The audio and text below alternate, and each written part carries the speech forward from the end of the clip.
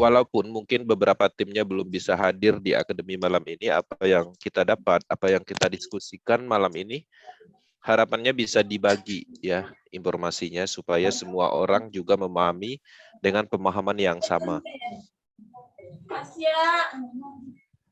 Materi malam ini saya akan menyampaikan singkat di awal untuk materi pembuka.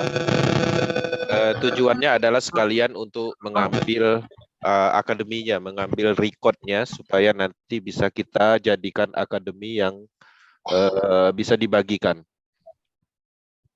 Kok ada kayak konslet gitu tadi, ceret gitu.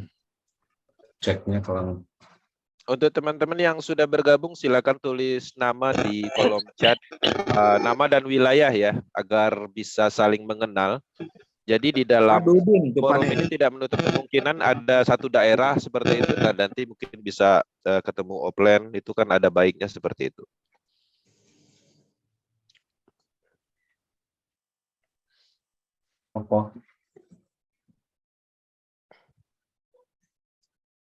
apa?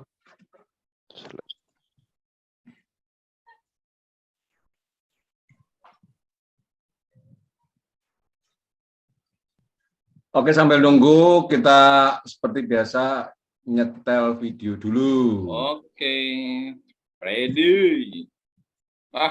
Ke malam Bang Kenzi, sehat Oke, Bang? Bang X, selamat malam.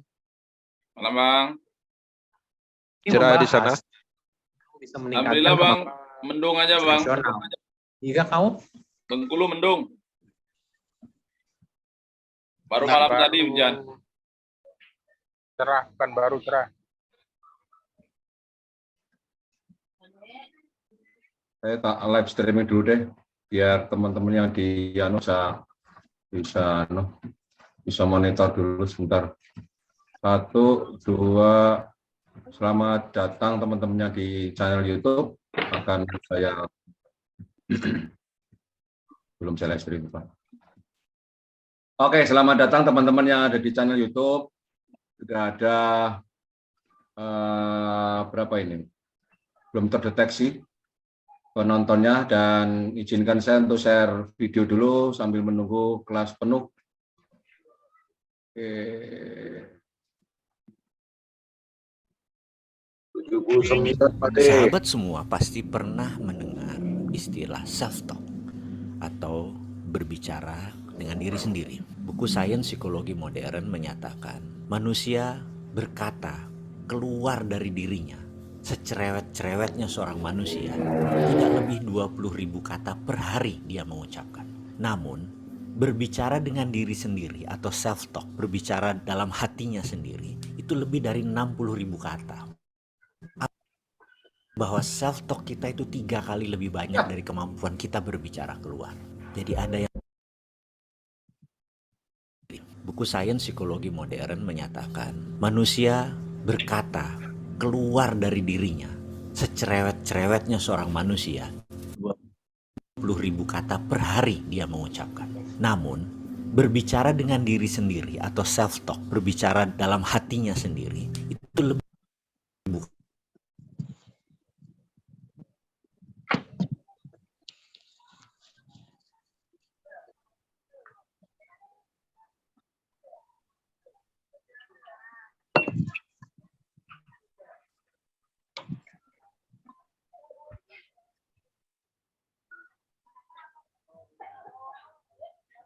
hari ke depan.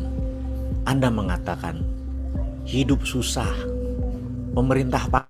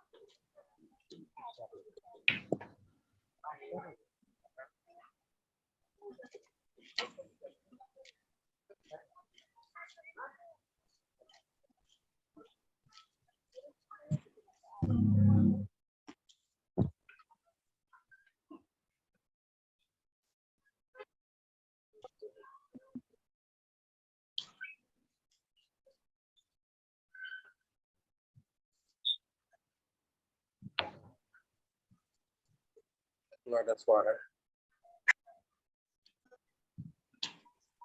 Suaranya ngilang, Pak De. Sinyal Pade apa? keluar lagi, Pade keluar. Sinyalnya kayak itu. Pak Solatun tuh jadi host tuh, Pak Solatun. Keluar lagi, Pak De. Iya. Ya. Tuh Pak Kenji jadiin SEO host. Pak Siap, siap. Solatun. Siap. Saya Siap. biar bisa bantu. Sama Auki juga. Jambi hadir. Iya, Pak De keluar lagi.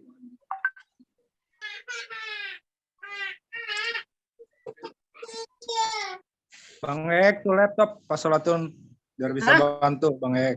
Iya. Bang Ek pakai laptop biar bisa bantu. Siap.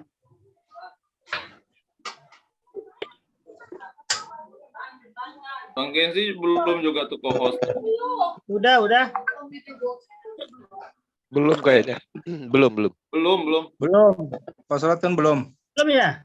Belum. Siap.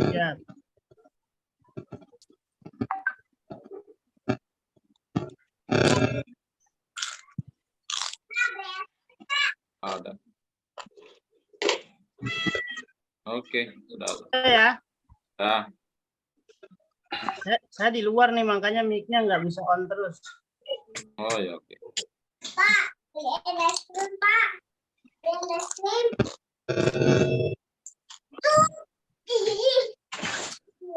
Saya biar bisa bantu mood Pak Solatun. Ya, 85 orang, tinggal 15 orang lagi.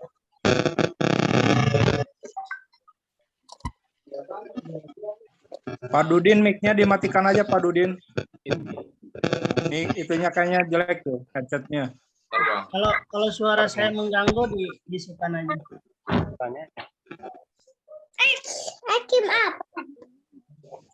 Ini sama 430. Bentar aja.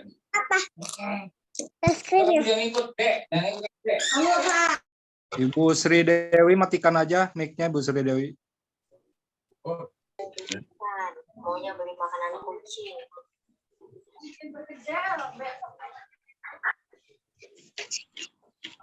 Lembur lah. Ya nggak mau lembur kayak gini.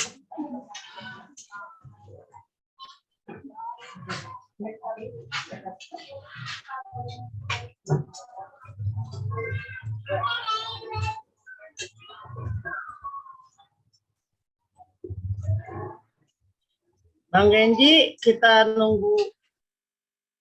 sambil nunggu Pade Haris sampai nunggu 100 saja ya, sambil nunggu Pade.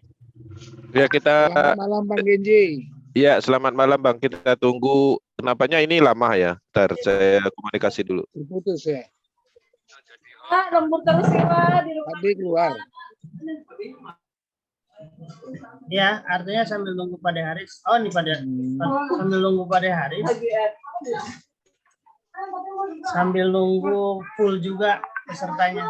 Sambil menunggu, sambil makan cemilan enak. Saya di luar nih, banyak jualan, ada anak-anak, makanya suaranya juga terganggu.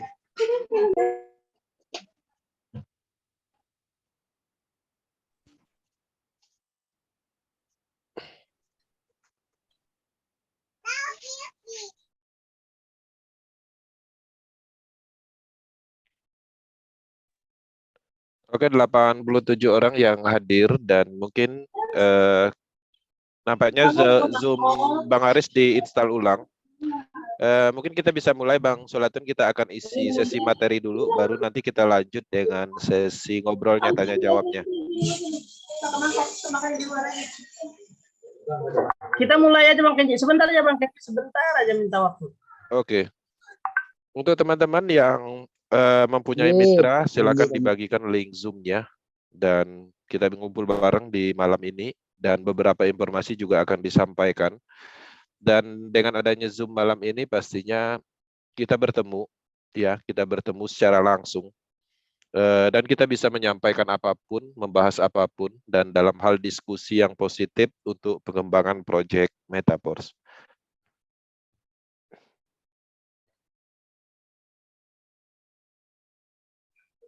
Saya mau pakai headset sebentar aja. Oke, Bang.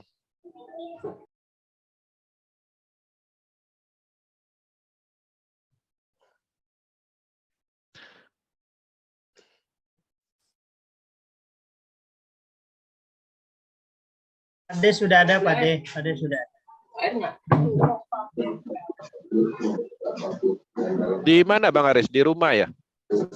Di Aku kos? di rumah, tapi laptopku nggak tahu diupdate bermasalah. Oke, kita mulai pakai handphone aja dulu. Kita mulai pakai handphone, nanti mulai saya install ulang. Jadi nanti kita tetap bisa mulai ya. Oke, mungkin bisa kita mulai aja 89 orang, saya rasa udah cukup. Dan nanti teman-teman apapun informasi, apapun pembahasan yang ada di sini dibagikan ke timnya masing-masing. Supaya standar pemahaman itu sama. Dengan adanya kesamaan standar pemahaman, maka kemudahan pastinya akan mudah mengkampanyekan bisnis ini. Bentar, saya dulu. Saya kalau pakai handphone agak susah untuk mengatur sorotan nih sebabnya. Oke lah, kita mulai saja lah. Nanti kalau sudah karena sudah live streaming, saya live streaming juga. Oke. Bismillahirrahmanirrahim. Oke. Assalamualaikum warahmatullahi wabarakatuh. Waalaikumsalam warahmatullahi wabarakatuh. Assalamualaikum warahmatullahi wabarakatuh. Syukur pada Allah SWT pada malam hari ini kita kembali bertemu di acara Zoom meeting khusus Mitra Power Team. Teman-teman semua mohon maaf ada kekurang nyamanan karena ada beberapa masalah di laptop saya. Nanti kita masuk sesi pertama dulu, sesi materi yang disampaikan oleh Pak Kesi, barulah nanti kita ada sesi tanya jawab. Dan sebelum kita mulai acara ini, marilah bersama-sama kita membaca basmalah bersama. Bismillahirrahmanirrahim. Acara sudah saya siarkan di channel YouTube, semoga bisa diterima dengan baik. Dan nanti kalau terjadi masalah dengan gangguan laptop saya, nanti dikunci saja, sisakan satu untuk saya biar saya bisa masuk. Dan mode waiting kita aktifkan saja supaya kita bisa memantau yang masuk, dibatasi saja supaya saya bisa masuk kembali. Baik, begitu saja Bang Gensi, langsung ke sesi presentasi, saya persilakan Bang Gensi. Oke Bang Aris, terima kasih atas prepare Zoom-nya. Terima kasih tim leader Power Team Indonesia atas ngumpul barengnya di Akademi Power Team malam ini. Bismillahirrahmanirrahim. Assalamualaikum warahmatullahi wabarakatuh. Oke teman-teman yang hadir, selamat malam, salam sejahtera buat kita semua, tetap semangat, tetap positif, dan selamat malam juga yang ada di live streaming YouTube. Dan kita di malam ini adalah akademi yang biasa kita lakukan memang setiap malam Kamis, kumpul bareng. Ini adalah salah satu kemudahan di dalam bisnis di era digital di era digital saat ini. Dengan adanya pertemuan ini, dengan adanya Zoom malam ini, kita bisa ngumpul dari bermacam provinsi, dari bermacam wilayah, yang mungkin ketika ini diimplementasikan dalam offline, ini sangat sulit dan membutuhkan biaya dan waktu pastinya. Tapi dengan adanya era saat ini, semua menjadi mudah, bisnis pun menjadi mudah. Nah, dengan adanya Zoom Academy malam ini, kita akan menyampaikan beberapa materi. Materi utama, kita akan menyampaikan tentang pemasaran.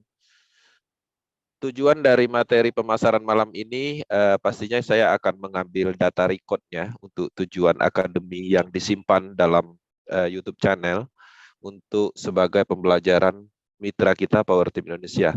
Selain dari itu juga ada beberapa informasi NFT di akhir akan saya sampaikan dari official, apa yang harus dilakukan, apa yang harus dipahami dalam hal NFT itu sendiri.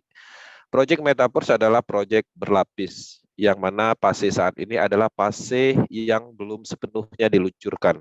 ekosistemnya belum sepenuhnya diluncurkan. Masih banyak elemen-elemen ekosistem yang akan dikembangkan, akan diperbaiki bug errornya, akan disinkronisasikan yang diperlukan. Nah, tapi di sisi lain kita sudah mendapatkan banyak elemen, yang mana elemen itu adalah program aset dan digital aset, yang mana semuanya itu adalah elemen penting di dalam ekosistem project ini. Metaverse akan mengembangkan sebuah DeFi project, yang mana DeFi project ini mempunyai banyak project. Ada NFT, ada cryptocurrency, Sportscoin, beberapa token energi, kemudian ada banyak smart contract yang semuanya akan terhubung menjadi ekosistem besar, yaitu DeFi project. Di sini saya akan meluncurkan slide, dan nanti setelah selesai sesi materi, mulai saat ini teman-teman bisa menulis pertanyaan di kolom chat, ya, tidak mesti harus sesuai dengan tema, apapun itu bisa ditanyakan, nanti kita akan bahas, kita akan jawab, kita akan diskusikan. Dan teman-teman ada dua cara untuk bertanya, pertama melalui kolom chat, kemudian melalui Ryzen. Untuk yang ada di live streaming bisa menulis di kolom komentarnya. Ya, di kolom komentar teman-teman tulis, nanti kita akan jawab pertanyaannya. Saya akan masuk ke sesi materi. Sesi ini sangat ringan, materi ini sangat ringan bagi professional network. Tapi bagi teman-teman pemula yang mungkin belum memahami tentang pemasaran, ini mungkin salah satu langkah awal untuk mengerti tentang pemasaran. Bisnis pastinya erat hubungannya dengan pemasaran. Jadi ketika kita mengendalikan, memahami ilmu dari pemasaran itu sendiri, semua bisnis itu terasa mudah. Bisnis, usaha itu mudah, apapun itu mudah. Nah, jadi di sini saya akan mencoba menyampaikan informasi tentang pemasaran itu sendiri, bagaimana sebenarnya pemasaran itu, dan semudah apakah kita menjalankan bisnis Metaverse, yang mana Metaverse ini erat hubungannya dengan pemasaran program aset. Oke, sebelumnya saya akan setting dulu.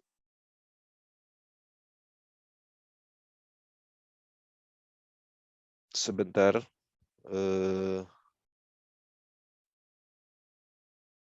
Oke, kita akan masuk ke sesi materi. Bang Solatun di monitor, materinya bisa diterima? Bisa, Bang Kensi. Sudah Oke, full. Bang. Oke, kita masuk ke materi. Ya, Metaverse Power Team Academy.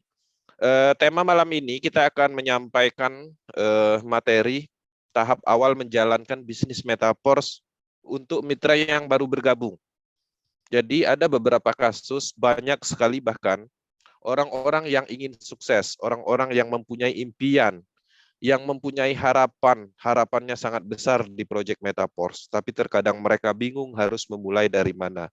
Metaverse proyek yang luar biasa, skalanya internasional, produknya banyak, elemen-elemen atau komponen dari bagian ekosistemnya semuanya itu merupakan suatu produk aset dan program aset yang akan bernilai. Tapi di sisi lain terkendala, terkadang orang-orang bingung harus seperti apa menjalankan proyek Metaverse. Sebenarnya Metaverse ini adalah bisnis yang paling mudah ketika kita memahami pemasaran itu sendiri. Nah, di sini pastinya kami akan menyampaikan tentang itu, dan harapannya bisa membuka pikirannya dan tidak memikirkan kesulitan di dalam pengembangan proyek Metaverse. Teman-teman sudah mempunyai program aset, sebuah sistem bisnis yang bisa menghasilkan, dan tinggal menjalankannya. Ketika teman-teman bisa menjalankan dengan kenyamanan, dengan kemudahan, maka pastinya itu akan sangat menghasilkan dan pastinya akan merubah finansial secara besar-besaran. Teman-teman, tujuan akademi malam ini adalah untuk pemahaman, ya, memulai menjalankan dan membangun bisnis Metaverse. Nah, akademi yang sudah kita sampaikan cukup banyak, ya, mulai dari teknologi sudah kita bahas, strategi sudah kita bahas, pemasaran sudah beberapa tema kita sampaikan, dan banyak sekali seperti produk aset, NFT, Metaverse, Sportscoin itu sendiri sudah semua kita sampaikan secara bertahap. Semuanya sudah kita record di YouTube channelnya Power Team. Teman-teman bisa mengambil materi tersebut untuk dipelajari lebih mendetail, dan dengan adanya materi yang kita sampaikan semoga membantu dalam hal menjalankan proyek ini. Oke. Nah, di sini mindset utama dalam bisnis. Ini penting, kita harus menanamkan mindset yang benar. Tujuannya adalah untuk kemudahan dulu. Semua bisnis dan usaha apapun itu tidak akan jalan tanpa terhubung dengan orang. Banyak orang tidak mengerti tentang ini. Ketika dia terjun di dalam suatu bisnis dan dia mendapatkan sebuah bisnis yang luar biasa, malah dia menghindar dari orang. Nah, ini adalah kesalahan yang sering terjadi di dalam pengembangan bisnis. Semua orang pastinya harus paham tentang bisnis. Dasarnya adalah terhubung. Semua bisnis itu pasti erat hubungannya dengan orang ke orang. Itu harus didasari dari situ dulu mindsetnya. Dan teman-teman harus menyadari juga tidak satupun bisnis dan usaha yang tidak membutuhkan orang. Ini berbeda kasus ketika teman-teman menjalankan investasi, ya. Nah, investasi mungkin secara mindset, ya, kita tidak membutuhkan orang karena pada dasarnya dana kita titipkan orang yang mengelolanya. Orang yang mengelolanya juga pastinya membutuhkan orang dan terhubung dengan orang. Tapi di sini kita bukan pelaku investasi, ya. Metaverse adalah bisnis pemasaran program aset, yaitu matrix system. Matrix system itu sendiri sebenarnya adalah program aset. Program tersebut bisa menghasilkan apa? Banyak, menghasilkan DAI stablecoin, menghasilkan Force Coin, menghasilkan NFT, dan semuanya itu adalah aset digital yang mempunyai nilai, bisa jadi duit, ya. Itu harus dipahami. Nah, pemasaran program matrix system, selain dari itu juga matrix system ini sendiri adalah sistem bisnisnya. Sistem bisnisnya yang bisa dipasarkan kembali dan jadi duit juga kalau berhasil memasarkan. Oke, jelas bahwa ini adalah bisnis pemasaran. Bisnis, ya, bukan investasi ROI. Kasusnya berbeda ketika teman-teman dulu pernah ikut dalam hal network, tapi produknya investasi. Teman-teman mungkin di sana pasif, masuk 15 juta, nanti dapat profit 2% per hari. Itu adalah kasus yang berbeda. Memang itu adalah bisnis jaringan, tapi produknya adalah produk investasi. Jadi memungkinkan untuk pasif dan mendapatkan janji-janji profit setiap hari, ROI, Return of Investment. Jelas, ya? Makanya banyak sekali kasus orang-orang yang sudah bergabung dan mungkin belum dijelaskan tentang Metaverse sering mengajukan pertanyaan. 1 bulan dapat berapa? Setiap hari dapat berapa? Dan itu tidak bisa dijawab di dalam bisnis apapun, usaha apapun. Kenapa? Karena di dalam bisnis, usaha, faktanya pendapatan kita itu tidak tetap. Tidak tetap. Tidak bisa kita menentukan misalnya jualan gorengan, keuntungannya 1 bulan misalnya 100 juta setiap bulan. Nggak bisa. Dan itu juga kasus terjadi di bisnis. Ketika teman-teman fokus di dalam suatu bisnis yang benar-benar bisnis, maka pendapatannya pastinya tidak bisa diakumulasi. Dalam hal ini fix, tapi bisa dirata-ratakan. Pendapatan Metaverse itu bisa tembus sampai 200 juta per bulan.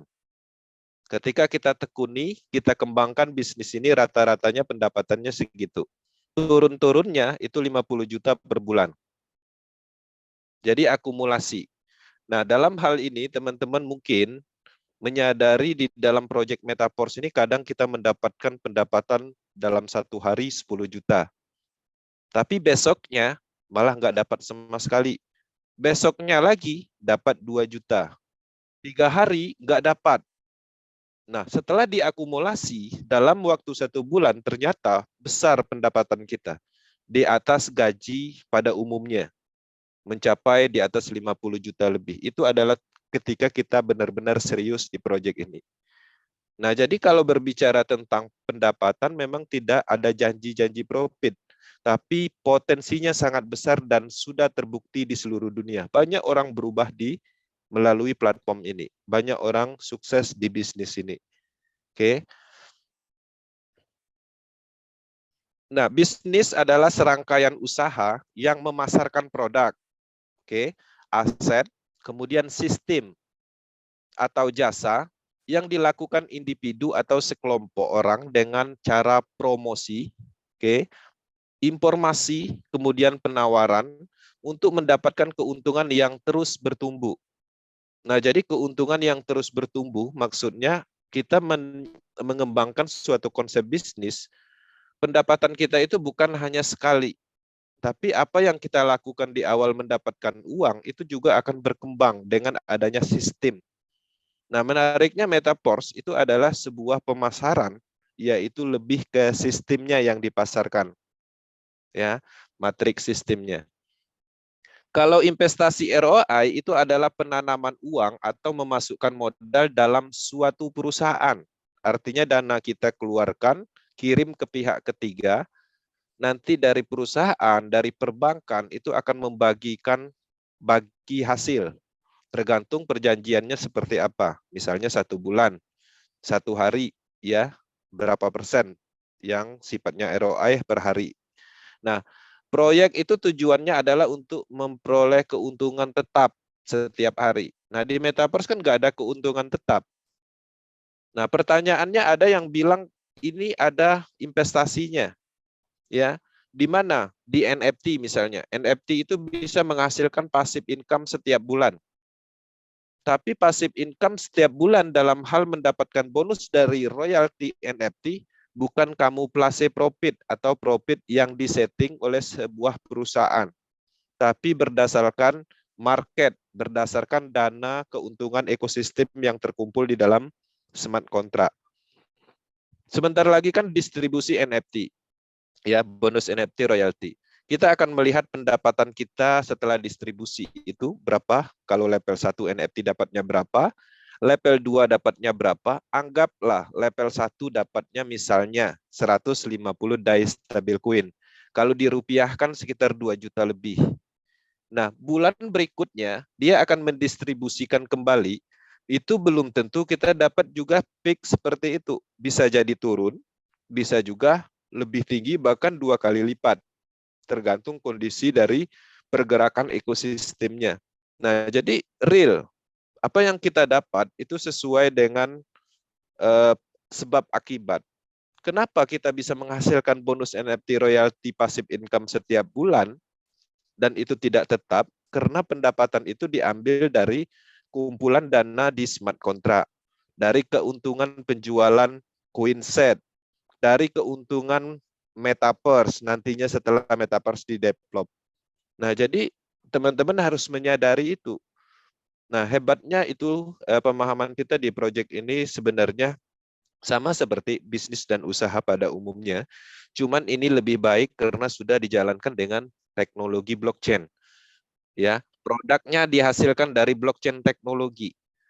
Memang dari beberapa orang ini aneh. Karena dia belum memahami blockchain itu sendiri, program smart contract itu sendiri. Tapi sebenarnya itu adalah peluang besar kita.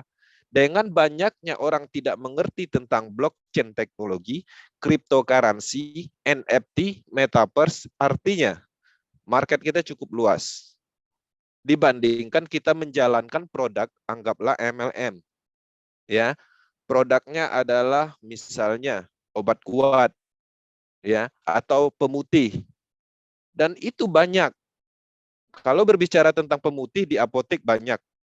Bicara tentang pemutih di warung juga banyak. Nah, tapi di sisi lain terkadang di dalam sebuah MLM mereka bisa memerap fungsionalnya. Nah, jadi produk itu dijadikan sebagai daya tariknya. Uangnya di mana? Uangnya tetap di sistemnya. Nah, jadi polanya seperti itu dan itu terus berulang. Tutup, kemudian buka lagi, tutup, buka lagi. BO juga seperti itu. BO daya tariknya adalah di investasinya. Masuk sejumlah dana dapat 2% per hari. Itu daya tariknya supaya orang itu masuk ke dalam sistemnya. Sistemnya apa? Binari, trinari, seperti itu. Uang besarnya di mana? Uang besarnya ya di sistemnya. Makanya kalau berbicara tentang proyek sentral, baik itu MLM, baik itu investasi, itu yang suksesnya bukan yang menanamkan modal, tapi orang yang menjalankan sistemnya. Tetap penghasilan terbesarnya adalah di sistemnya. Nah, jadi itu yang harus dipahami. Teman-teman harus betul memahami bahwa proyek Metaverse ini bukan seperti proyek BO, ya. Tapi ini adalah sebuah platform tempat kita berbisnis. Sistemnya sudah disediakan oleh Lado di jaringan Polygon, tinggal kita aktifkan dan kita kembangkan, kita bangun. Kemudian produk-produknya sudah dibuat juga oleh Lado, tinggal kita dapatkan dan kita kembangkan. Nah, jadi itu harus dipahami seperti itu. Nah, di sini perubahan mindset untuk kemudahan. Jadi teman-teman, banyak orang yang merasa sulit di dalam bisnis jaringan. Kenapa? Masalahnya adalah dulu mindset kita itu berbisnis jaringan, kita fokusnya mencari orang. Ya. Sulit mencari orang. Kenapa?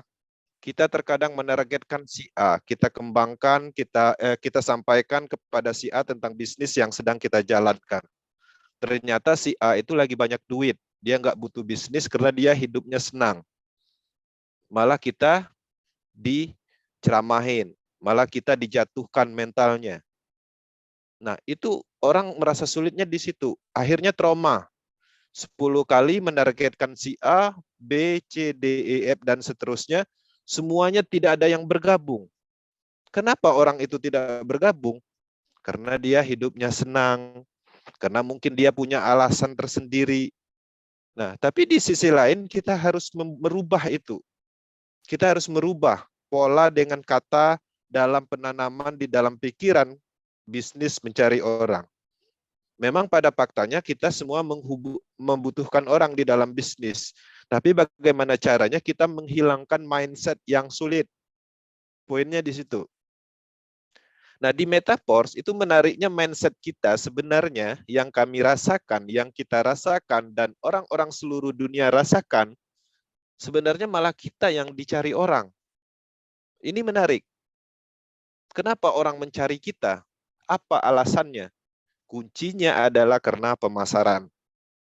Pemasaran yang sukses, itu orang akan datang dengan sendirinya. Ya, teman-teman, di dalam hal pemasaran ini sangat menarik. Karena kenapa? Marketnya menjadi luas. Dan kita memasarkan suatu produk, jasa, sistem, itu tidak mesti seorang dengan orang yang kita kenal. Dan artinya radius marketnya cukup luas. Ya, seluruh dunia, tergantung seberapa hebatnya ilmu pemasaran kita, baik online dan offline.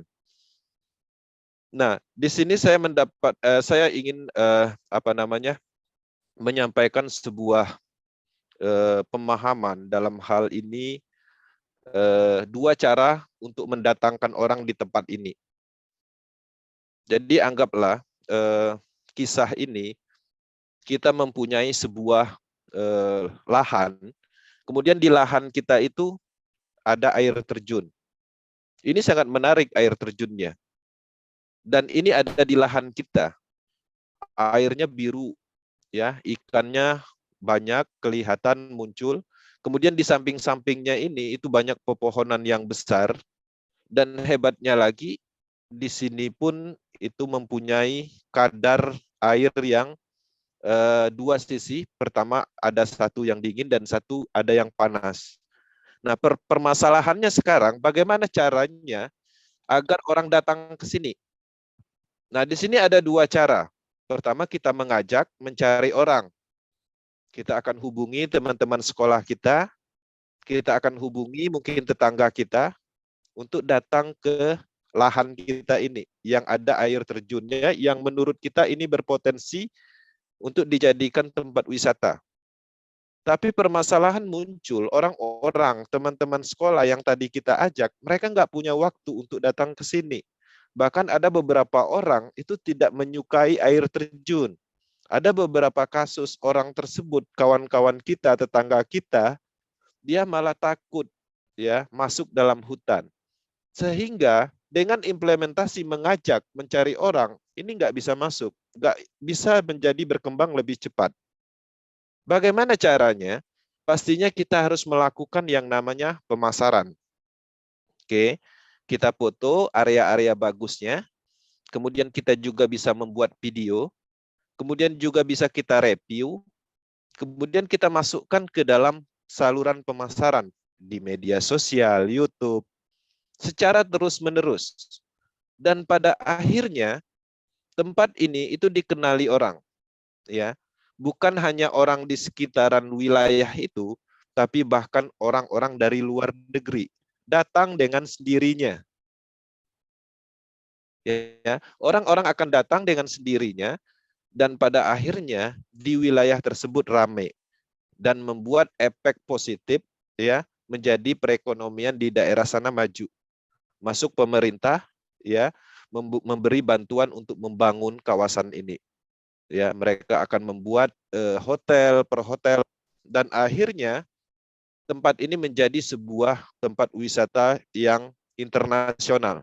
Banyak bule yang datang dan berkembang, wilayah desa tersebut jadi maju. Karena apa? Karena pemasaran. Teman-teman coba bayangkan dengan pola mengajak orang dan mencari orang, mungkin yang datang itu adalah orang perkampungan sana aja. Nah, jadi itu harus dipahami kekuatan dari pemasaran.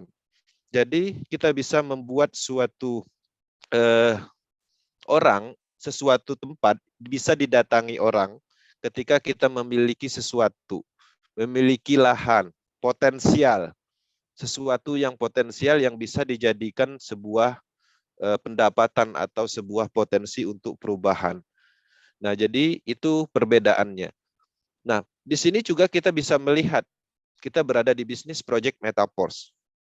Dua cara mudah mendatangkan orang ke bisnis ini. Pertama, mengajak dan mencari orang. Ini memang mudah karena kita sudah punya nomor handphone, kawan sekolah kita, gampang dijangkau dan bisa ditemukan. Tapi tidak semua orang yang kita ajak, kita hubungi, itu akan datang dan bergabung di bisnis ini. Bagaimana kalau penerapannya adalah pemasaran? Orang-orang yang bergabung itu akan datang dengan sendirinya, menghubungi, bertanya, dan pada akhirnya bergabung. Itulah yang terjadi sampai saat ini. Pembuktiannya apa? 200 lebih mitra langsung Power Team, itu tidak satu orang pun yang kita tawarkan. Tidak satu orang pun yang kita telepon untuk mereka bergabung di proyek ini. Oke, nah jadi kekuatan dari pemasaran itu sendiri ketika teman-teman menjalankan, itu cukup mudah dilakukan dan efektivitasnya luar biasa. Oke. Nah, di sini pemasaran adalah kegiatan menjalankan bisnis dan usaha yang dirancang untuk merencanakan, menentukan market, memberi informasi, promosi online dan offline, dan mendistribusikan produk atau program ya untuk ditawarkan. Secara sederhananya, pemasaran Metaforce ini sebenarnya adalah menginformasikan peluang bisnis. Oke.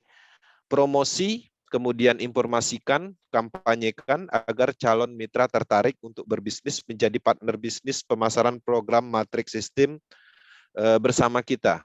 Ya, tujuannya untuk menciptakan penjualan secara langsung dengan calon mitra sehingga prospek transaksi untuk membeli atau mengaktifkan label program dan menjadi partner bisnis untuk membangun bisnis. Jadi sebenarnya kita hanya menciptakan sebuah peluang bisnis kepada orang lain dengan menyampaikan informasi, ya, yang mana informasi itu berupa solusi, peluang, dan lain-lain. Dan pada akhirnya orang bergabung, mengaktifkan program, kita menghasilkan, dan orang yang mengaktifkan program tersebut menjadi partner bisnis kita untuk membangun bisnis ini bersama-sama. Polanya hanya itu. Nah, pilihan dalam pemasaran Metaforce, teman-teman, Metaforce adalah independent business owner. Lado Oktanikop membuat sistemnya, kemudian sistem itu dimasukkan ke dalam teknologi blockchain berupa smart contract, dan itu bebas untuk umum. Siapapun bisa memiliki sistem tersebut dan bisa memasarkannya kembali. Artinya tidak ada tekanan aturan dari pihak manapun. Semua orang mempunyai hak untuk menjalankan bisnis ini dengan cara apapun, offline dan online. Offline misalnya 100% nggak ada masalah, online 100% juga nggak ada masalah. Semuanya bebas dalam kendali kita. Strategi masing-masing. Nah, bagaimana dengan rekomendasi yang kita sampaikan, dan rekomendasi ini juga pastinya mengarah ke standar internasional pengembangan untuk kemudahan dan percepatan. Rekomendasinya adalah online 75% dan offline 25%. Online itu dengan metode apa? Promosi, media sosial, saluran pemasaran, dan banyak lagi seperti yang kita lakukan selama ini. Offline itu adalah pertemuan, yang mana ada baiknya pertemuan ini dilakukan dalam hal orang yang sudah bergabung. Dalam istilah itu building team, ya. Penguatan tim, di sana kita akan membahas apa masalah, kemudian kita juga akan silaturahmi, kemudian mengambil dokumentasinya baik video dan foto untuk bahan promosi atau kampanye bisnis. Nah, metode offline ini efektivitas terbaiknya adalah menggunakan Basecamp. Basecamp ada 2, Basecamp pribadi, dalam hal ini kita punya ruko, kemudian kita buat pertemuan rutin secara konsisten, dan pada akhirnya orang mengerti bahwa ruko kita ini adalah tempat informasinya Project Metaforce.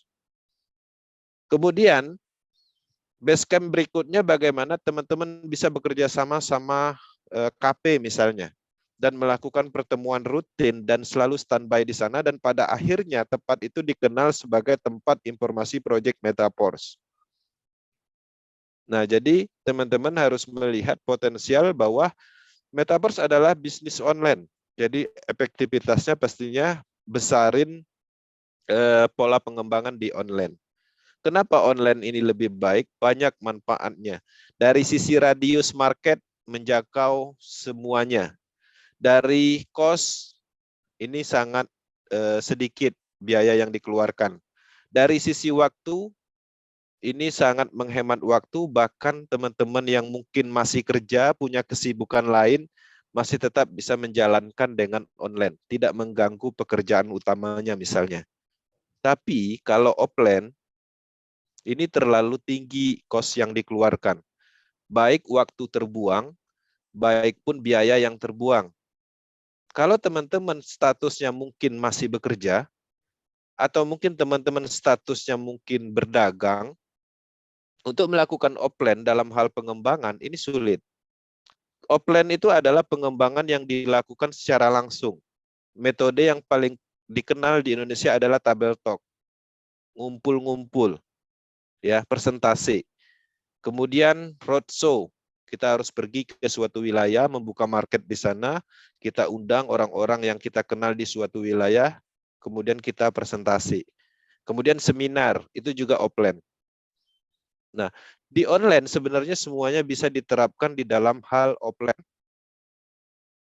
Zoom pre-umum yang kita lakukan setiap malam Senin, itu sebenarnya statusnya lebih efektif daripada seminar. Karena radius marketnya, radius orang yang memungkinkan untuk bergabung, itu seluruh wilayah. Jadi bukan satu wilayah lagi seperti itu. Kemudian dari sisi tabel talk, ya, yang ada di offline bisa diimplementasikan di online juga dalam hal misalnya pertemuan video call di Telegram group seperti teman-teman lakukan selama ini, dan itu bisa dilakukan setiap hari, dan hebatnya lagi itu bisa dijalankan dari kenyamanan rumah, ya, sambil santai di rumah kita bisa berbisnis dengan metode itu.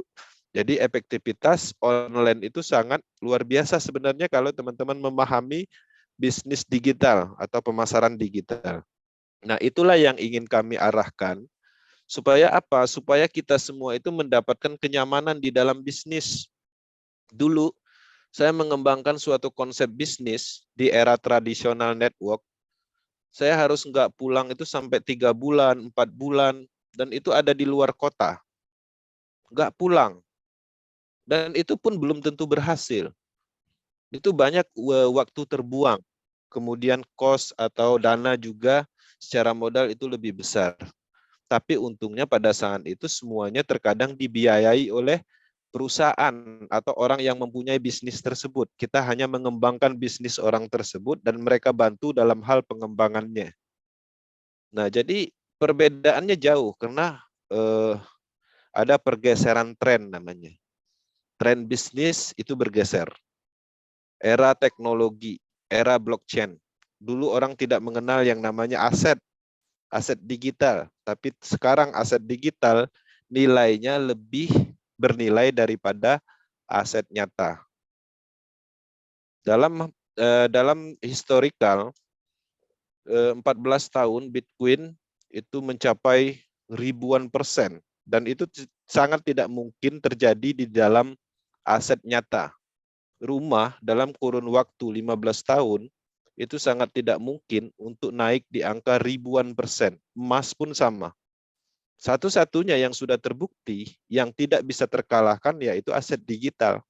Seperti cryptocurrency, Ethereum sekarang harganya berapa, dalam durasi beberapa tahun aja kenaikannya luar biasa. Kita punya aset seperti itu, Porscoin. Kita punya lagi NFT. Nah, jadi ada peluang kita bisa mengumpulkan aset-aset tersebut untuk disimpan dan pada akhirnya nilainya bertumbuh. Dan itu adalah momentum yang kita dapatkan. Apalagi sekarang ini ada namanya distribusi Porscoin. Porscoin jelas ada fundamentalnya, jelas karakternya, sudah ada tujuannya kripto itu diluncurkan, itu akan digunakan di dalam ekosistemnya DeFi Metaverse. Alat transaksi di semua elemen di proyek ini. Nah, jadi harus dipahami tentang aset itu sendiri. Kemudian dua jenis pemasaran. Jika Anda memasarkan produk fisik, yang dulu-dulu kita kerjakan, pada umumnya kita lakukan itu di pasar. Kalau jual cabai, kita pergi ke pasar, kita pasarkanlah di situ. Nanti orang datang dan membeli. Kemudian kalau kita buka kelontong, warung kelontong, ya pastinya kita harus menjaga warung tersebut, kita jual, kita tunggu, ada orang yang membeli, kita dapat keuntungan selisih dari modal. Kemudian dengan cara door to door, keliling, bawa produknya, datang ke rumah-rumah, jelaskan manfaatnya, sampaikan kelebihannya, kemudian jual. Nanti kita dapat bonus ya berupa selisih dari penjualan itu sendiri. Dan itu marketnya terbatas. Nggak mungkin teman-teman bawa cabai ya kemudian teman-teman pergi ke luar negeri kecuali diekspor. Dan itu harus mempunyai skill khusus. Nah, jadi teman-teman harus menyadari kekuatan dari online itu adalah perluasan market. Jadi dengan adanya online, market kita bisa sentuh di seluruh wilayah bahkan dunia. Jika Anda memasarkan produk digital online, pada umumnya dilakukan di media sosial, marketplace online, grup sosial chatting, bisa menggunakan iklan berbayar juga, broadcast, japri, dan call, ya inbox. Nah, jadi sangat mudah dilakukan dan bahkan ini semua itu bisa dilakukan dari kenyamanan rumah. Jadi ada perbedaan jauh antara pemasaran produk fisik dan pemasaran produk digital. Oke, produk digital bisa dipasarkan dengan metode pemasaran produk fisik. Bisa teman-teman lakukan dengan melakukan penawaran, tapi efektivitasnya pastinya tidak sebaik ketika dikembangkan secara online. Kekuatan pemasaran online itu adalah promosi. Harus disadari, orang-orang yang kuat promosinya itu biasanya dia lebih cepat berkembang di dalam pengembangan bisnis metaverse. Lebih banyak hasilnya, lebih besar pendapatannya, dan bisnisnya cepat bertumbuh. Itu adalah informasi bagusnya ketika teman-teman melakukan promosi. Tujuan promosi untuk menemukan orang yang tertarik. Nah, jadi tujuan promosi itu bukan untuk menjual program aset, tapi tujuannya adalah untuk menemukan orang yang tertarik dulu. Nah, dalam hal ini teman-teman bisa membuat lapak ya dalam hal Basecamp untuk orang menemukan Anda, tapi di online, ya tempat Anda menyampaikan informasi atau promosi. Seperti yang kami lakukan, misalnya kami membangun grup di Facebook, grupnya Metaverse yang sudah ribuan orang. Kami juga membangun channel pemasaran, saluran pemasaran di WhatsApp group. Kemudian kami juga membangun namanya Telegram Group, yang mana semuanya itu adalah tempat menyampaikan informasi dan promosi. Selain juga kita bisa memanfaatkan akun media sosial, grup-grup yang dibuat khusus untuk cryptocurrency dan network, itu bisa digunakan untuk menyampaikan informasi dan promosi project Metaverse. Nah, pada dasarnya saluran pemasaran yaitu online group. Jadi teman-teman harus mempunyai grup sendiri, yang mana grup tersebut kita bisa mengundang sebanyak mungkin dan kita bisa menyampaikan informasi tentang proyek ini di situ. Makanya ketika kita menyampaikan informasi, itu biasanya lebih efektif ketika kita sampaikan kalimat informasi, kita sampaikan gambar informasi, kita posting di Facebook, tapi di bawahnya kita kasih link grup. Jadi efektivitasnya lebih baik menggunakan link grup supaya orang masuk dan bergabung di grup tersebut. Setelah masuk kita bisa menyampaikan informasi rutin di situ. Nah, dibandingkan kita sampaikan gambar promosi, kalimat promosi, video, testimoni, di bawahnya kita cantumkan misalnya link referral. Maka sampai saat ini itu belum pernah terjadi closingan. Nah, jadi bisnis Metaverse adalah bisnis yang perlu pendekatan. Orang-orang yang tertarik pun tetap harus melakukan pendekatan dalam hal menerima informasi dan pada akhirnya tertarik. Polanya seperti itu. Nah, permasalahannya kita harus mengumpulkan orang-orang tersebut di dalam suatu wadah, yaitu saluran pemasaran, dan disitulah kita secara rutin menyampaikan testimoni, kemudian informasi, dan banyak lagi. Dan nanti pada akhirnya mereka mempelajari apa yang kita sampaikan dan bergabung. Nah, 3 langkah menjalankan bisnis Metaverse untuk memulai, itu mudah. Sampaikan informasi tentang Metaverse yang Anda ketahui melalui online dan offline. Online bisa menggunakan media sosial, saluran pemasaran, dan banyak lagi. Offline bisa teman-teman lakukan dengan spanduk, ya, menggunakan kaos Metaverse seperti ini, ketemu teman-teman di luaran sana dan orang bertanya kaos apa, bisnis apa, seperti itu. Atau mungkin bisa menggunakan kartu nama, itu adalah offline promosi. Ya, yang pada dasarnya itu adalah tujuannya untuk informasi. Kemudian, promosi dan kampanyekan Metaverse semampu Anda dengan ilmu pemasaran dasar yang diketahui. Maksudnya, teman-teman, pemasaran simpel sebenarnya itu kita hanya menyampaikan atau mempostingkan sesuatu. Dan ketika teman-teman masih pemula dalam hal belum bisa membuat gambar promosi, video promosi, bahasa yang menarik, kalimat yang menarik, itu sudah ada disediakan di dalam grup dan sering dibagikan oleh tim leader. Tinggal diteruskan. Nah, tujuannya apa? Tujuannya ingat bukan untuk closing, tapi bagaimana caranya bisnis ini dikenal orang dulu. Nah, apa yang terjadi ketika kita melakukan promosi secara terus-menerus konsisten mengkampanyekan bisnis ini, akan terjadi yang namanya sistem silang. Hasil informasi atau promosi yang kita lakukan di media sosial, orang membacanya dan tertarik, itu belum tentu orang tersebut akan bergabung dengan kita. Bisa saja dia mendapatkan informasi dari postingan kita, tapi dia bergabung dengan orang lain. Ya, kenapa bisa seperti itu? Karena ada beberapa faktor. Pertama, mungkin dia dapat informasi di awal dari kita, kemudian dia melihat tetangganya ternyata bergabung di Project Metaverse. Akhirnya bergabunglah di tetangganya, walaupun kita yang menyampaikan informasi. Dan kasus ini akan berbalik. Bisa jadi di sana menyampaikan informasi, promosi, mengkampanyekan bisnis ini terus-menerus. Kita pun sama di sini mengkampanyekan bisnis Metaverse. Dia dapat informasinya dari sana karena dia ada satu wilayah dengan kita, dia bergabung sama kita. Polanya akan seperti itu. Nah, jadi itulah tujuan dari kampanye bisnis. Pemasaran yang dilakukan secara masif, baik online dan offline.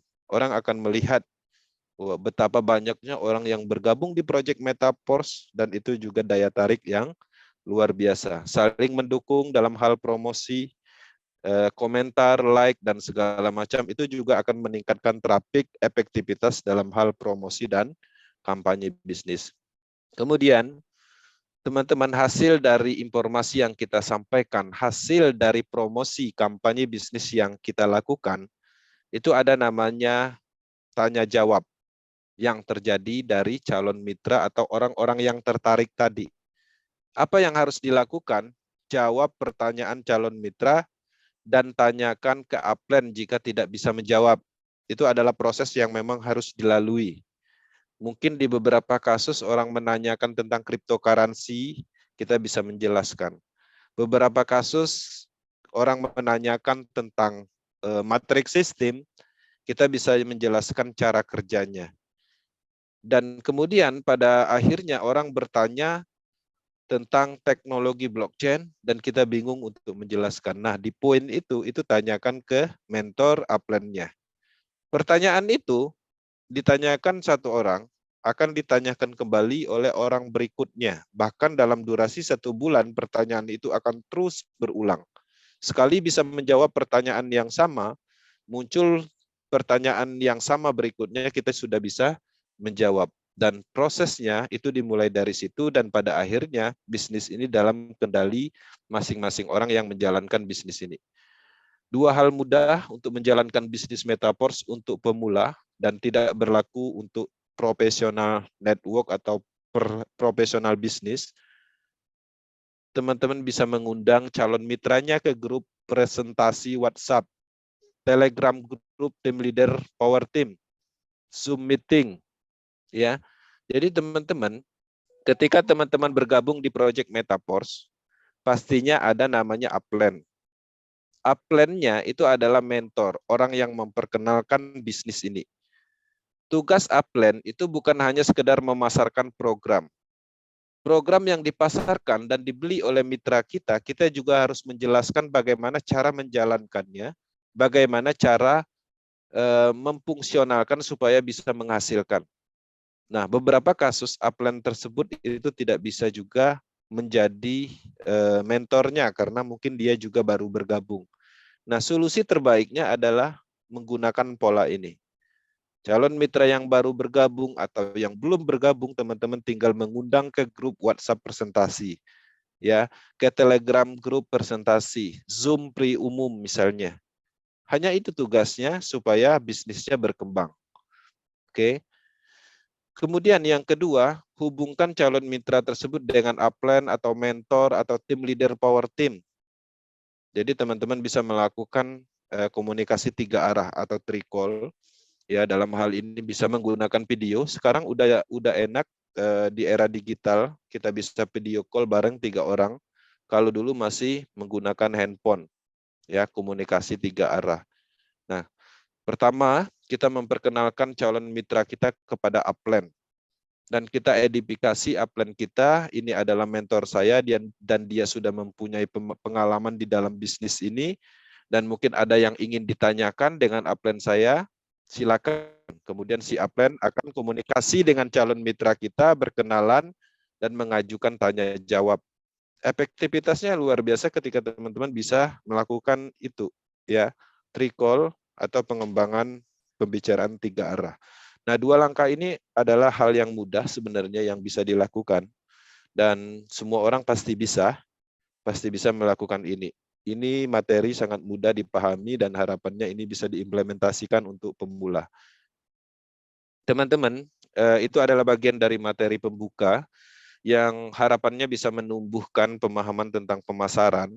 Karena Project Metaverse adalah bisnis pemasaran, pastinya kita juga harus menguasai basic tentang pemasaran itu sendiri. Bagaimana agar bisnis ini mudah dalam pikiran kita, dalam menjalankannya, dan kita harus mengetahui apa yang harus dilakukan pastinya, maka materi-materi ini harapannya bisa membantu ya sebagai pemahaman awal untuk mengembangkan bisnis Metaverse. Nah, sekarang saya akan masuk ke informasi tentang news NFT. Informasi ini datang dari official di 1 hari yang lalu. Dan ini adalah gebrakan yang dilakukan Lado Oktanikop untuk mempertahankan karakter premiumnya NFT yang akan dikembangkan di proyek ini. NFT ini adalah elemen penting yang ada di project Metaverse. Ini adalah sebuah karakter berupa gambar dalam format gambar yang mana format ini adalah bagian dari aset digital yang mempunyai fungsional untuk reward atau pendapatan pasif untuk teman-teman yang memilikinya. Dan pastinya karakternya juga harus dipertahankan dalam sisi keamanan, dalam sisi value atau nilainya. Teman-teman bisa bayangkan ketika NFT ini tidak dianalisis dan dilakukan proteksi menyeluruh, teman-teman akan mendapatkan misalnya pendapatan dalam 1 bulannya 1 DAI stabil coin untuk pemegang aktivator level 1 misalnya. Apakah ini akan menarik sebagai pemasaran yang akan meningkatkan pemasaran program? Saya rasa tidak. Nah, sebenarnya secara kalkulasi dari awal, Lado Oktanikop sudah mempelajarinya bahwa NFT diluncurkan itu akan menumbuhkan nilai untuk program-program atau elemen dari project Metaverse, terutama akan menarik market dari orang-orang pasif dalam hal ini investor. Tapi di sisi lain kalkulasinya ternyata salah. Ada beberapa sistem yang memungkinkan untuk disusupi. Dalam hal ini banyak manipulasi tentang eksepsi. Eksepsi didistribusikan sebanyak mungkin untuk membuat NFT aktivator, kemudian dijual di OpenSea. Sehingga NFT itu didapat dengan cara curang. Tidak ada pengorbanan yang maksimal untuk mendapatkan NFT yang bernilai ini.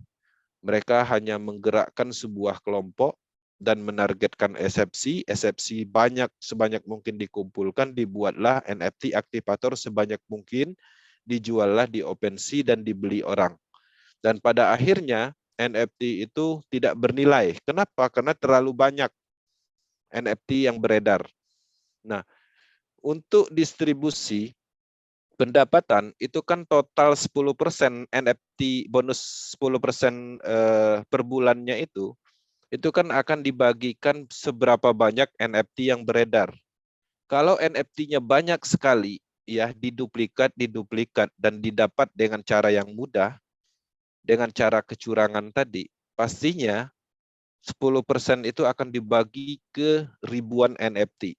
Sedangkan NFT tersebut adalah NFT yang didapat oleh orang-orang yang memang tujuannya untuk menipu. Nah, jadi nilai dari 10% setelah dibagi-bagi ya mungkin berapa sen aja. Dan sifat dari karakter premiumnya atau value NFT itu juga akan menurun. Itulah yang diperbaiki oleh Lado Oktanikop saat ini. Bagaimana dia memproteksi kemungkinan terjadi dalam hal NFT asli dengan NFT yang palsu itu berbaur menjadi satu, sehingga ada program deteksinya untuk memfilter itu, dan nanti program tersebut bisa mendeteksi dasar dari NFT tersebut didapat dari mana. Ketika teman-teman beli di OpenSea harganya berapa, itu semuanya bisa terdeteksi. Dan ketika ini implementasi migrasi ke versi 3, dan itu tidak merugikan sama sekali. Kalau teman-teman mempunyai NFT, ya, dan NFT itu didapat dengan cara membeli di OpenSea. Ternyata NFT di OpenSea tersebut itu adalah punya orang dengan mendapatkan NFT dengan cara curang. Nah, apa yang akan terjadi? NFT teman-teman akan mendapatkan nilai sesuai dengan harga yang teman-teman keluarkan membeli NFT tersebut di OpenSea.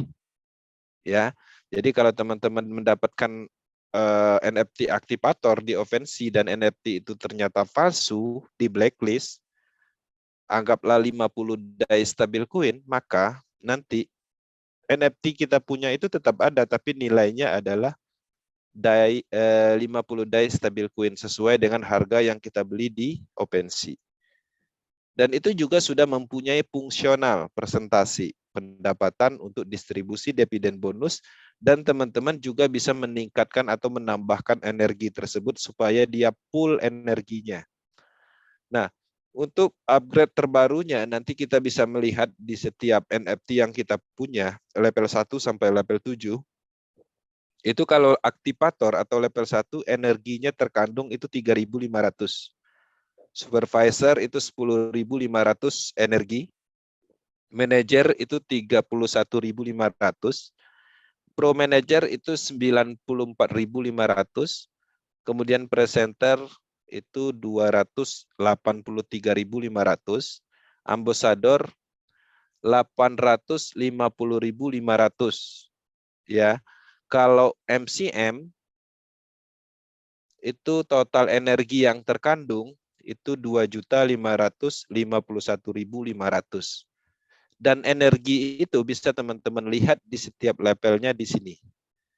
Ya, ini adalah interface yang akan di-upgrade nantinya. Estimasi itu akan terjadi 1 minggu. Karena sekarang mereka sedang mengerjakan algoritmanya, pengembangan algoritmanya untuk menuju ke versi ketiga. Dan tampilannya kita akan bisa melihat nantinya seperti ini. Ada NFT, anggaplah di sini adalah NFT Manager, level 3, dan kita bisa melihat di sini ada energi 25.200. Oke. Kemudian reputasinya itu adalah 80%. Kenapa dia 80%? Mungkin di dalam NFT ini ada beberapa NFT level 1 yang pernah digabungkan. NFT tersebut mungkin tidak sah dalam hal didapatkan. Bisa jadi teman-teman membeli di OpenSea, NFT aktivator tersebut kemudian digabungkan dan pada akhirnya menjadi manajer level 3. Nah, dari situ nanti ada reputasinya, artinya 80% dari total energi yang seharusnya. Nah, di sini ada keluar energinya 25.200. Untuk menjadikan reputasi ini 100%, teman-teman harus memompa kembali dengan sisanya supaya full kembali. Nah, tapi jangan khawatir ketika teman-teman tidak mampu memompa NFT ini, ya, walaupun reputasinya 80%, dia tetap akan menumbuhkan nilai atau pendapatan. Akan ada statistiknya di sini. Nah, kalau seandainya full, mungkin kita bisa menghasilkan $2.000 setiap bulannya dalam bulan ini. Tapi karena reputasinya 80%, hanya dapat 1.200. Contohnya seperti itu. Oke. Nah, jadi teman-teman harus memahami ini. Dalam hal ini, saat ini, NFT, apapun itu aktivitasnya, itu banyak masalah. Artinya, kita tidak disarankan untuk melakukan apapun tentang NFT. Jual beli, kemudian penggabungan, transfer good to person 2, itu nggak perlu dilakukan, ataupun mungkin teman-teman melihat di dalam akunnya NFT-nya bentuknya nggak kelihatan atau error gambarnya, biarkan dulu. Karena ini masih dalam pengembangan algoritma menuju versi ketiga. Oke. Sampai di sini clear tentang masalah NFT. Mungkin nanti kalau teman-teman bisa ada hal yang ingin dipahami lebih lanjut tentang ini, bisa ajukan pertanyaan setelah sesi materi ini. Ya, jadi teman-teman bisa bertanya tentang NFT, tentang versi 3 dan banyak lagi. Oke, di sini saya coba masuk ke situs seperti apa penjelasannya. Teman-teman, informasi dari official itu sudah disampaikan di domain utama, di akademinya, metastripforce.space akademi pos 133. Nah, di sini dijelaskan tentang NFT ya, yang terjadi saat ini. Teman-teman mungkin banyak mengalami masalah. Jadi di dalam prosedur untuk melindungi NFT royalty atau depoluasi. Jadi tujuan dari Lado Oktanikop mengembangkan algoritma yang lebih baik untuk mempertahankan nilai, ya, untuk mempertahankan aset ini supaya aset ini sempurna untuk masa depan. Setiap NFT akan diberikan jenis energi kedua, namanya reputasi tadi dari presentasi. Jika NFT benar-benar legal dan tidak ada penggabungan yang palsu, maka reputasinya 100. Artinya itu NFT yang sah dan diakui full energi. Nah, jika benar-benar jelas bahwa NFT milik akun Anda yang menipunya secara artifisial, jadi kalau seandainya teman-teman punya NFT nih, kemudian teman-teman dapatkan dengan cara curang, maka reputasinya nol, ya. Jadi yang selama ini bermain di dalam mendapatkan NFT, maka reputasinya nol dan tidak ada nilainya nantinya. Ya, itu adalah salah satu hukuman dalam hal manipulasi NFT dengan cara-cara curang. Itu adalah apa yang kita terima. Ya, ketika teman-teman curang di dalam pengembangan bisnis, teman-teman juga akan mendapatkan efek negatifnya. Tapi ketika teman-teman mengembangkan secara yang benar dengan pola-pola yang baik, maka teman-teman akan mendapatkan hal-hal yang baik juga. Mendapatkan nilai-nilai yang baik juga. Nah, jadi seperti itu. Kemudian banyak peserta memiliki situasi yang sulit diperiksa oleh berbagai filter yang menentukan reputasi. Pertama, programmer akan melakukan pengembangan program untuk mendeteksi setiap NFT dengan reputasi di bawah 100, itu tersedia 2 opsi nanti. Jadi ada 2 program yang akan dikembangkan. Pertama, pertukaran yang adil dengan NFT legal yang relevan. Jadi NFT yang kita punya, yang reputasinya di bawah 100, nanti ada kolom khusus atau menu khusus untuk ditukarkan kembali menggunakan nilai. Nilai pendapatan dalam hal ini bisa kita mendapatkan DAI stablecoin atau seperti apa. Pada dasarnya NFT itu bisa ditukarkan kembali.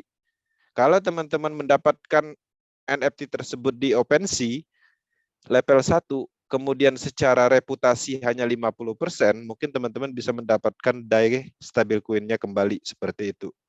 Kemudian legalisasi melalui banking atau penyediaan. Jadi juga akan disediakan market untuk pembelian energi seperti itu sehingga teman-teman tinggal menambahkan lagi. Nah, dalam hal penukaran NFT legal yang relevan, di sini Metaverse akan melakukan pemisahan menghitung bagian mana dari energi NFT yang legal yang dibebankan secara adil. Pertama, sistem akan memeriksa level, ya, level yang kita punya, yaitu tekstil matrik pada saat kita melakukan aktivasi. Itu juga menjadi penilaian. Kemudian jumlah level slot tekstil klasik menentukan eksepsi yang kita punya. Jadi historical eksepsi juga dideteksi. Baik eksepsi 2, eksepsi atau eksepsi 2 yang memberikan jumlah energi yang tepat. Saat pertukaran NFT lama dengan reputasi di bawah 100, itu akan terbakar. Jadi kalau seandainya teman-teman mempunyai reputasi yang di bawah 100, kemudian teman-teman ganti ke reputasi yang lebih baik, nanti ada menu konverternya, maka yang lama itu akan terbakar. Sebagai imbalannya, NFT versi baru dikeluarkan dan ditambahkan jumlah energinya yang cukup untuk membawa ke versi yang sebenarnya atau yang siap menerima bonus. Kemudian, ketika teman-teman membeli NFT yang telah ditipu, dihitung jumlah yang dihabiskan untuk pembelian di OpenSea. Ini yang dimaksud tadi. Jadi kalau teman-teman membeli NFT tersebut di OpenSea, 50 DAI stablecoin, maka teman-teman tidak akan pernah kehilangan nilai itu. Energi akan dikreditkan dengan jumlah yang sama, yang juga diakui sebesar 100%. Oke. Hasilnya adalah memiliki royalti NFT dan energi versi terbaru, dan teman-teman bisa dapat mengisi daya dan meningkatkan NFT. Jadi ketika sudah disempurnakan, ada kekurangan, teman-teman bisa tambahkan energi yang baru. Bisa didapat dari energi, misalnya pembelian coin set, atau mungkin ada sisa eksepsi dan lain-lain.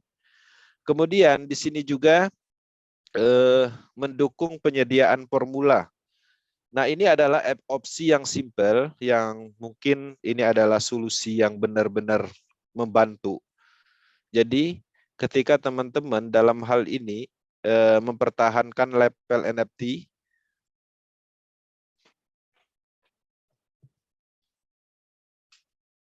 jadi di dalam hal ini ketika teman-teman mempertahankan level NFT sebelumnya, Nah, jadi maka teman-teman dapat menggunakan opsi kedua ini ya untuk memberikan jumlah yang hilang. Dengan reputasi di bawah 100%, teman-teman akan membutuhkan penyediaan sebanyak persentase yang cukup, yaitu 100. Jadi di sini akan diambil dari nilai reputasi. Jadi faktor perkaliannya adalah total energi di dalam setiap level aktivator. Jadi kalau teman-teman punya NFT yang reputasinya misalnya di sini anggaplah teman-teman punya NFT yang supervisor ya level 3 yang memiliki reputasi 80. Nah, jadi di sini teman-teman pastinya total nilainya itu adalah 2100 DAI ya, 2100 DAI dalam hal dividen bonusnya. Nah, tapi ketika pembagian nanti, maka teman-teman tidak mendapatkan pool 2100 DAI, tapi mungkin akan dikurangi dari kekurangan dari reputasi tersebut. Ini ada contoh kasus screenshot ya dengan total energi reputasi 80% yang seharusnya energinya 31.500 tapi hak kita hanya punya 25.200. Maka statistik pendapatan kita adalah 1.200. Jadi kalau seandainya pool energi kan 2.000 lebih, tapi dengan reputasi 80% tetap akan mendapatkan statistik dalam hal pembagian dividen bonusnya. Nah, jadi sebagai acuan di sini ada energi ya. Setiap NFT yang kita punya itu terkandung energi dan tadi sudah dijelaskan untuk aktivator itu 3.500 dan seterusnya. Oke, kemudian ini adalah informasi yang perlu dipahami, restart. Jadi Metaverse akan meluncurkan versi yang ketiga dari NFT royalty untuk persiapan distribusi bonus bulanannya. Migrasi ke versi baru hanya memungkinkan untuk NFT reputasinya 100. Jadi ketika teman-teman nantinya sudah reputasinya baik, ya, kemudian teman-teman bisa migrasi ke versi ketiganya. Jika Anda memiliki exchange untuk opsi NFT yang legal, yang relevan, Anda dapat menerima versi baru jika Anda tidak perlu lagi bertukar. Nah, dalam hal ini misalnya ketika teman-teman mempunyai NFT, reputasinya kurang baik, nanti ada opsi untuk pertukaran. Ya, misalnya kita punya NFT aktivator level 1, ya, tapi statusnya itu tidak reputasinya 80%. Kemudian teman-teman bisa gabungkan dan mendapatkan NFT yang lebih baik. Misalnya ada 4 NFT aktivator level 1 yang reputasinya buruk, itu bisa digabungkan dan itu bisa menjadi NFT yang sempurna sebagai reputasi yang baik. Setelah restart, NFT baru yang ditipu tidak akan dapat muncul lagi. Semua NFT royalty yang legal akan menjaga nilai program tetap tinggi. Nah, jadi teman-teman, kesimpulannya apa yang dilakukan tim dev? Dia akan mempertahankan reputasi dari NFT ini. NFT adalah proyek jangka panjang yang merupakan elemen penting di dalam program reward. Untuk teman-teman yang memegang NFT tersebut akan mendapatkan fungsional yaitu pembagian dividen bonus. Nah, ketika NFT itu terlalu banyak, bisa dikamuflase dalam hal pendapatannya, bisa dicurangi, maka artinya itu tidak akan menumbuhkan nilai yang baik di kemudian harinya. Nah, dengan adanya pengembangan di versi yang ketiga ini sudah cukup efektif dari sisi ketahanannya. Jadi tidak memungkinkan lagi dalam hal NFT yang dicurangi itu bisa masuk ke dalam sistem. Dan pastinya ini akan menumbuhkan karakter NFT yang mempunyai kekuatan, ya, kekuatan dari sisi nilai, kemudian kekuatan dari sisi celah sistem seperti itu. Nah, jadi harapannya apa yang disampaikan tentang NFT ini bisa dipahami, tapi pada dasarnya ini sebagai informasi awal. karena pengembangan dari algoritma programnya dimulai dari kemarin dan akan dilanjutkan 1 minggu ke depan, dan semoga tidak ada masalah dan kita sudah mendapatkan informasi tentang lebih detail bagaimana cara migrasi dan segala macamnya. Oke, mungkin itu aja sebagai informasi tentang NFT di akhir akademi, di akhir news, di akhir materi, dan saya akan kembali ke slide.